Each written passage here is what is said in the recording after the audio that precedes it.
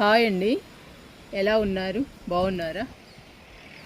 ఈరోజు జామ మొక్కకి బలానికి ఫర్టిలైజర్ లిక్విడ్ ఇచ్చేద్దాము. బలానికి ఇవ్వడం వలన పూత పిందె బాగొస్తుంది, కాయలు కూడా పెద్ద సైజులో వస్తాయి. అందుకని మనం పూత పిందె పండ్ల మొక్కలకి రావడానికి రకరకాల లిక్విడ్స్, రకరకాల ఫర్టిలైజర్స్ ఇవ్వాలి. ఈరోజు జామ మొక్కకి పూత పిందె రావడానికి లిక్విడ్ ఫర్టిలైజర్ 2 ఇస్తున్నాను.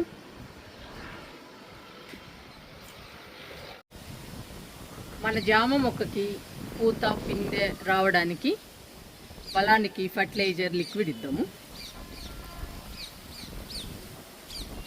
జామ చెట్టుకి పూత పిందె వస్తేనేనండి జామకాయలు వచ్చేది మనం తినడానికి. అందుకని మనం బలానికి రకరకాల ఫర్టిలైజర్స్, లిక్విడ్స్ ఇవ్వాలి జామ మొక్కకి. చూసారా మన జామ మొక్క? ఎండలు కదండి ఇప్పటిదాకా, అందుకని కొంచెం డల్లుగా ఉన్నాయి లైట్గా. మనం బలానికి లిక్విడ్స్, ఫర్టిలైజర్స్ ఇస్తున్నాం కాబట్టి హెల్దీగానే ఉన్నాయండి, పర్వాలేదు, బాగానే ఉన్నాయి. వర్షాలు లేట్ అవ్వడం వలన మొక్కలు ఇలానే ఉంటాయండి, కొంచెం డల్గా ఉంటాయి. అందుకని మనం రకరకాల ఫర్టిలైజర్స్, లిక్విడ్స్ బలానికి ఇవ్వాలి. ఇస్తే మళ్ళీ హెల్దీగా పచ్చగానే ఉంటాయి. ఈరోజు జామ మొక్కకి పూత పిందె రావడానికి మనం బలానికి ఇచ్చేద్దాము.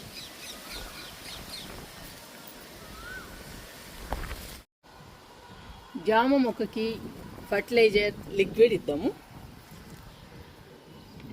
ఈరోజు జామ మొక్కకి దోసకాయ తొక్కలు, క్యారెట్ తొక్కలండి ఫర్టిలైజర్. ఈరోజు తొక్కలతో ఫర్టిలైజర్ ఇస్తున్నాను జామ మొక్కకి.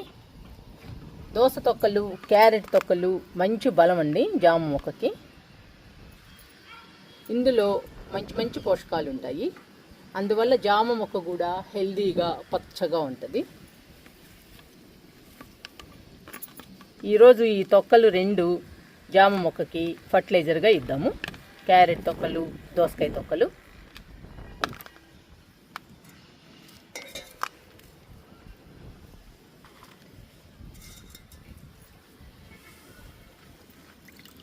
ఈ లిక్విడ్ పెసరపిండి లిక్విడ్ అండి. పెసరపిండి మిగిలింది, మనం పెసర దోశ వేస్తాం కదండి, ఆ పిండి అండి. ఆ పిండి మిగిలితే లిక్విడ్ తయారు చేశాను. ఈ లిక్విడ్ మనం జామ మొక్కకి ఇద్దాము. ఈ పెసరపిండిలో చాలా పోషకాలు ఉంటాయండి, మొక్కలకి కావలసినన్ని పోషకాలు ఉంటాయి. ఈ పోషకాలు అందడం వలన జామ మొక్కకి పూత పిందె బాగొస్తుందండి, కాయలు కూడా పెద్ద సైజులో వస్తాయి. ఇలాంటి పిండిలతో లిక్విడ్ కానీ లేదా డైరెక్ట్గా పిండి కానీ మనం ఫర్టిలైజర్గా ఇస్తే పండ్ల మొక్కలు ఆరోగ్యంగా పెరుగుతాయి, పూత పిందె కూడా బాగొస్తుందండి. ఈ పిండులతో కూడిన లిక్విడ్స్ కానీ పిండ్లు కానీ మొక్కలకి మంచి బలం అండి, చాలా బలము. మొక్కలు ఆరోగ్యంగా పచ్చగా కలకల్లాడుతూ ఉంటాయి. అందువల్ల ఈరోజు నేను పెసరపిండితో లిక్విడ్ ఇస్తున్నాను జామ మొక్కకి. ఇవి టీ డికాషన్ అండి, ఇవి కూడా మిగిలిపోయినవి టీ డికాషను.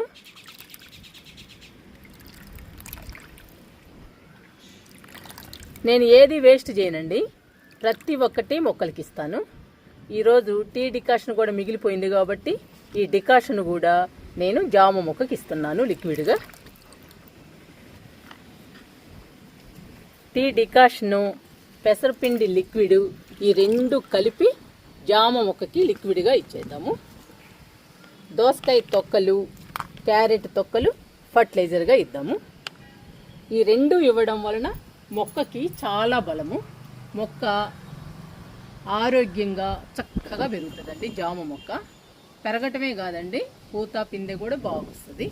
మనం జామకాయలు కూడా తినచ్చు.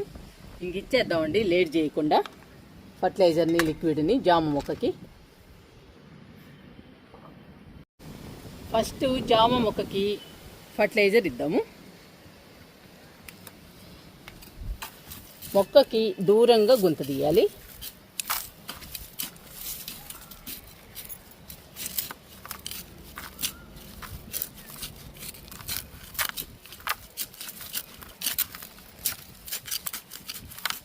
ఇలా తీయాలండి గుంతని.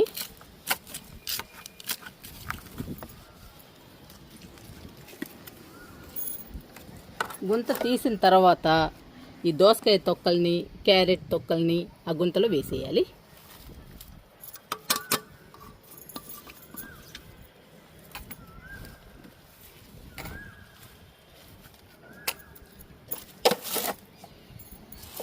మట్టితో క్లోజ్ చేయాలండి. ఇంకా ఈగలు, దోమలు, పురుగులు, చీమలు ఏవి రాకుండా మట్టితో క్లోజ్ చేసేయాలి. ఇంకా దోసకాయ తొక్కలోని, క్యారెట్ తొక్కలోని పోషకాలు మొత్తం మొక్కకు అందుతాయి. మొక్క ఆరోగ్యంగా పెరుగుతుంది. పూత పిందె బాగొస్తుంది. మొక్క ఆరోగ్యంగా ఉంటే పూత పిందె ఆటోమేటిక్గా అదే వచ్చేస్తుందండి. ఫస్ట్ మొక్క ఆరోగ్యంగా పచ్చగా ఉండాలి.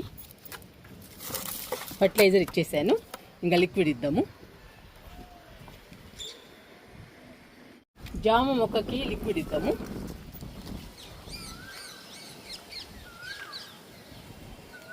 ఫస్ట్ పెసరపిండితో లిక్విడ్ ఇద్దాము.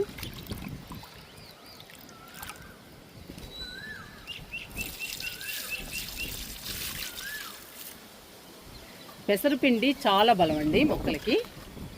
చెప్పాను కదండి, ఏ పిండి అయినా కానీ పిండ్లు మాత్రం చాలా బలము మొక్కలకి. పూత పిందె ఫాస్ట్గా వచ్చేస్తుందండి. ఇలా పిండులతో లిక్విడ్ ఇచ్చినా కానీ, ఫర్టిలైజర్గా డైరెక్ట్గా పిండి ఇచ్చినా కానీ మొక్కలు హెల్దీగా పచ్చగా ఉంటాయి. పూత పిందె కూడా ఫాస్ట్గా వచ్చేస్తుందండి. ఇవి టీ డికాషను. ఇవి కూడా ఇచ్చేస్తున్నాను జామ మొక్కకి. మనము ఏది వేస్ట్ చేయకూడదండి. మన ఇంట్లో ఏవి మిగిలిపోయినా కానీ మన మొక్కలకి ఇవ్వచ్చు. అవి మన మొక్కలకి ఇస్తే మన మొక్కలు పచ్చగా ఆరోగ్యంగా పెరిగి పూత పిందె బాగొస్తుంది. తర్వాత మనం తినడానికి పండ్లు కూడా వస్తాయండి. అందుకని ఏవి పడేయకుండా మీరు కూడా మీ మొక్కలకి ఇవ్వడానికి ట్రై చేయండి.